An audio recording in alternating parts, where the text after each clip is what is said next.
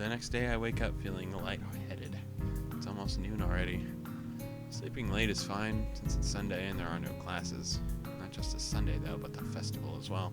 From my window I can see some people at the soba booth slinging noodles onto plates for people with a craving for low quality food.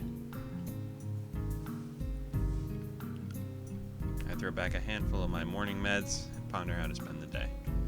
There will be a few exams in the coming week, but I don't consider those as ominous as others, so I'm not worried about them as I probably should be.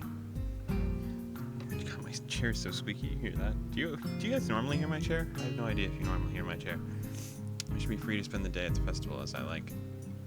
Finishing my morning routine, I exited into the hallway, intending to go out and find something to eat. Passing by his door, I decide to see what Kenji's up to today out of impulse. I'm curious if he has any plans since everyone's doing something. Then again, I can picture him having built a soundproof shelter in his room, or possibly something like a fort, complete with a "No Girls Allowed" sign. The girls crossed out and "body" crudely scrawled underneath it. Knocking on his door, which is luckily devoid of any kind of sign, I hear the unsettling clinking of at least 10 locks being pulled back. The door opens a crack. Who is it? You're supposed to ask that before you open the door. Oh, it's you. Damn, it's early. It's not that early. What is it, man? Nothing. I was just gonna ask what you're gonna do today. Half the school's out there already. Out where? Why? What? What? Is today special? Why are they there? Who are? I can hear them. It's loud. Don't tell me. Has the invasion begun? He suddenly looks more alarmed. What day is it, man? I guess you can't see the big wooden booths outside and people selling stuff. What the hell are you talking about? I have my curtains closed at all times to thwart the snipers. It's the festival. You know that, right? Oh shit, that's today? Damn. Damn it. Can't believe I forgot. I don't have my fork finished yet. This is bad. This is gonna be a very bad day. It's good you told me this, man. This is gonna be a bad day. Why? Oh man, they're gonna be everywhere. The people outside my window, socializing. Kenji rubs his temples nervously, suddenly looking very ill. It's gonna be loud as hell. Damn, I was gonna go out today, but now everything's ruined. Everything's ruined. This is awful. This sucks. What the hell? This really sucks. I can't go anywhere now. There's nowhere to run. Kendra seems nervous. You could even say he's majorly freaking out. I can't believe this. So that's what today was. Damn. And I couldn't even prepare for it. Couldn't even brace myself, and now here it's I can't do anything. You should have told me this earlier, dude. I mean, at least I know, but I could have earlier. Imagine what I could have accomplished. Sorry, I thought you knew. So, you're not gonna do anything today? The weather's even good. Yesterday was really windy, so I thought today would be cold. It's not though, so there's no reason to just stay inside. Yeah, you should check the festival out. Kenji groans and covers his face with his hands. No, I can't do it. Don't leave me alive out there. I know it. This has to be a joke, but he said it with such a straight face. Relatively straight. What are you gonna do? We should hang out in here. You got me build my fort. We can still make it work if we work together. I don't know, I'm pretty hungry, so I thought I'd go get some food first and check out the attractions. Class project seemed pretty cool. I gave it a hand when I would see and I gave it a hand, so I want to see it at least that one and chat with Lily, I guess. Speaking of that, don't you have any obligation for the project? Are you out of your mind? That blind broad is up to no good. I feel it, my spleen, man. Her presence is a dark shadow, and that's in the way of my great vision, as expected of blind people. What? Besides, I thought you were also... He holds up his hand to interrupt me. Only legally. Metaphorically, I can see farther than any man has ever seen. Kenji looks stoically up in a metaphorical distance to emphasize his statement, thrusting his chin forward to look manlier. Actually, it's just the corridor wall 2 meters away, but it's all the same. I can see the future of mankind. It's a dark one unless the threat of women is stifled. They are everywhere. He fingers his scarf nervously, faster and faster as he's trying to start a fire. It slowly begins to calm down once the panic attack finishes running its course. I'm gonna have to find some place to hide in. Safe haven, then knock the lights out of myself so I don't have to experience this horrible day. I have the perfect thing for that. I must prepare now. Don't go to the festival. Okay. Indeed. Man. Door slowly closes with a low creak. I don't know how to feel about what Kenji just said.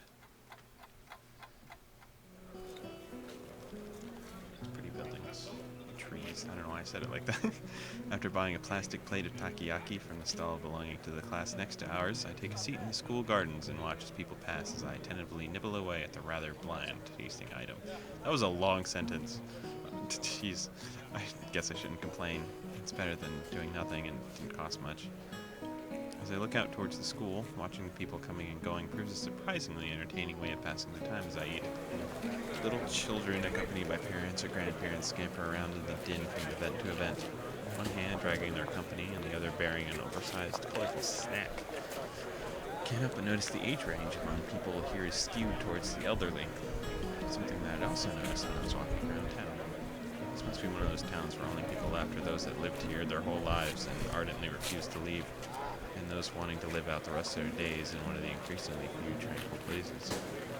I guess that also goes a way of explaining how conservative Yamaku's culture is. Seems to be. Not that I mind one bit. I kind of like how calm Yamaku and its surroundings are. The heat, though, is another matter entirely.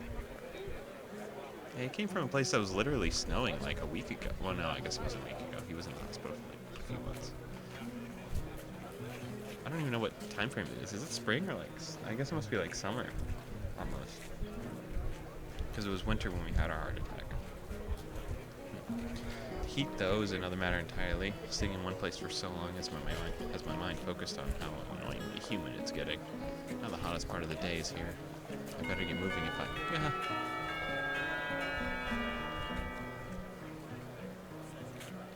Sound of the Carlin? Never heard that word before in my life. Takes me completely by surprise as I stand up, a reaction shared by a few of the people strolling around here as well. The PA system crackles to life after the tolling bells end. Its age shows how the principal makes a barely intelligible announcement over it. Oh, yawning. Sorry. Officially opening the festival that's very much in full swing. It's quite amusing to contrast the pleasant smiles of the older folk against the alternatively pained and bored grimaces of their younger charges. The students, on the other hand, seem to pay a little heed. Nevertheless, as the address finally ends, all unified and polite, if not overly enthusiastic applause. Let me get back to business. Slipping a hand in my pocket to look as relaxed as possible, I casually glance around for something to do. It's somewhat difficult to see very far with all the people around. I decide to fall back on a tried and trusted rule. Go wherever everyone else seems to be gathering. Herd animal, head ass. Right now, that's the school courtyard and its surroundings. Throwing the used plate in the trash can, I make my way towards the school building. Seeing the number of stalls around the perimeter of the school building surprises me. Quite a few of the classes must have opted to have multiple stalls. In deciding which to visit first, I caught a sight of a familiar banner with a blue pattern and border in text. Lily's stall is as good a place to start as any. I'm curious as to how it's going. For all the work she and the class have been doing for it. Stepping up to it, I begin to see why the class took so long to organize everything. Easily twice as wide as the other stalls, and with the equipment for cooking strewn everywhere. It's close to an outdoor restaurant than a festival. Sorry, I hit my mic again. As a student in front of me takes a bowl of noodles and leaves, I walk up to the counter. The girl behind it seems quite exasperated and asks me for a moment. She disappears underneath the counter. Seizing the moment, I take a quick... Seizing the moment as this blind woman is gone, I start to steal everything. Steam seems to be rising from everywhere as pots and pans simmer away. Most of the blind students... Wait, yeah. I thought I said that weird. The most blind of the students are unpacking ingredients while being helped by someone who is probably the teacher of K2. It doesn't take long to notice Lily among them, talking with the teacher as she quickly counts out the boxes and packets with her fingers. From her expression and the fact that both she and the teacher seem to be in quite a state of mild confusion, it appears that there's been some problem in coordination. Before I can stare any longer, the girl behind the counter pops up again, only to look back as she asks me where the spare change box is. Lily pauses for a moment before she and the girl switch places at the counter, and the teacher quickly walks off somewhere. Their one guy with eyes leaves? That's so fucked up. Sorry about that. We're having a few problems. What would you like? It takes me a second to remember what I'd come here for. My eyes quickly dart to the side and read the menu sitting on the counter. Oh, I guess a miso soup. Oh, is that his how? Yep, looks like you're pretty busy. Her face all but confirms that as if she drops her waitress facade. Somewhere along the line, our order got mixed up. We're trying to fix it now. It looks like we're only half of what we needed. Never mind, I said it. Wouldn't serving smaller portions cover over the problem? It seems that that's what we'll have to do, though I wish we didn't. The fact of a good half of our class is gone doesn't help either. Glance behind her to see how many people are actually operating the stall. Couldn't be over 8. I take it that's why your teacher left? That's right. She's going to try and round up a few more of our classmates to help. Hearing the sound of footsteps behind me, I stealthily glance. You don't need to stealthily glance backwards. She can't see you, but it's an elderly couple taking place in line. I guess I better stop loitering and chatting. Here's the money for the soup. Soup. Oh, right. Coming up. Willie turns and calls for the bowls of miso soup as I hand over the money for it. Yeah, but if you're giving half portions, wouldn't you want to take half the money? I mean, I guess you wouldn't want to take half the money. Wouldn't you want to give half the money? Whatever. Taking the coins in her palm, I can't help but notice how effectively she counts them with her long, pale fingers. Eventually satisfied that I've handed over the correct change, she puts it into a small metal tray. It isn't long before the soup is made and carefully handed to her, after which she turns and subsequently passes to me. Thanks. I'll come back to drop off the bowl. Thank you, Sao. Oh, there's another thing. Have you seen Hanako? Hanako? No, not today. Why? She gives a small sigh of abject disappointment.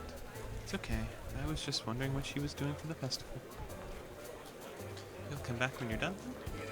Sure, I'll keep an eye out for Hanako too. Because you can't. Yeah. Thank you, Sao. I walk off from the stall and find a seat, carefully cradling the steaming wooden bowl in both hands. Compared to the dumplings from before, this is quite nice. A little cool, cramped to where it should probably be, but perhaps the flavor is enough to cover that reasonably well. As I drink, I can't help but feel somewhat guilty for not being involved in the festival as others. Can't really be helped, considering I was dropped into school only a week ago, but that still weighs heavily on my mind. That's not true. Again, you could have joined the student council immediately, and then, helped really a lot. That's a topic for another route, I guess. The fact that a few students didn't really seem to be enjoying the festival as much as the visitors. Eventually, I finish my bowl and leave for the stall to drop it off. Considering that there seems to be no line at all, I take my time walking up. It seems the teacher's mission paid off. There are now over a dozen students helping, and much of the unpacking has been done. Despite most of them seeming quite relaxed as they work, it really appears to be somewhat stressed. So, I thought we had picked Hanako's route, but I think we might be in Lily's. We're spending a lot of time with Lily. I don't know. Maybe we just don't know what she's doing. She's off somewhere. Lily doesn't look impressed at all, and I can't really blame her. On top of her issues with her stall, she seems to be quite worried about Hanako. I can't really help her with the former, so I guess that the only way I can help is by trying to take her mind off of our shy mutual friend. Placing the bowl on the back of the counter, I call out to Lily. Hey, Lily, don't worry about Hanako. I'll go find her and hang out with her, okay? That's so cucky. I'll go hang out with your friend for you. I know we might be, having a thing, but, we'll hang out with Hanako. I can see Lily's relief plainly written across her face. Thanks, Isao. And if you see anyone from my class, can you tell them to come back here, please? Will do. Have a good one, and make sure you take a break, okay? Well, if I can. See you later, Isao. I leave Lily in the stall and head out to search for Hanako. In a way, I feel bad for leaving her with the crowds, but... Oh god, that's a big hiccup, sorry. But even though she was clearly under pressure, I can't help but think she's enjoying herself. There's always the shadow people are everywhere. The halls are packed with swaying crowds meandering throughout the festival. There's one thing I know about Hanako, it's that she's not going to be anywhere near this. And with students showing their friends and family at their dorms, I doubt she'll be there either. It's probably the library. Calling blind intuition? Called blind intuition. So bright. Okay, I move against the grain of the crowd. Thankfully, this crowd seems to be slightly less festive than your usual festive crowd. I assume this is out of consideration for the student body. As I force my way through the masses, it doesn't take long for them to thin down into nothingness. Damn. This is not surprising, since I'm standing before the library. Even the most eager of students don't bother to show anyone this section of the school. As I enter the library, the noise of the festival fades into a dull background noise, and soon I'm in the reading area, the rear end of the room. Behind one of the partition desks, I see the top of a head with straight, dark hair catching my eye.